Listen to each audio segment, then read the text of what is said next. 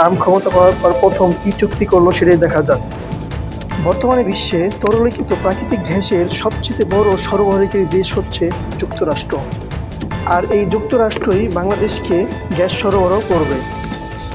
আর এই তথ্য শুক্রবার 24শে জানুয়ারি এই তথ্য জানিয়েছে আর্জেন্ট এলএনজি। আর চুক্তি অনুযায়ী প্রতিষ্ঠানটি প্রতি বছর বাংলাদেশে 5 মিলিয়ন মেট্রিক টন তরল গ্যাস সরবরাহ করবে। ডোনাল্ড ট্রাম্প সোমবার ক্ষমতা গ্রহণের পর থেকে এটি প্রথম বড় মার্কিন এলএনজির সরবরাহ চুক্তি। ডোনাল্ড ট্রাম্প আরও বলেন, তাদের সরবরাহ ব্যবস্থাকে অনেক শক্তিশালী করতে হবে। সেই আশ্বাসও দিয়েছে ডোনাল্ড ট্রাম্প বাংলাদেশকে। তিনি আরও বলেন, বিশ্বব্যাপী যুক্তরাষ্ট্রের গ্যাস সরবরাহ বাড়াতে চান।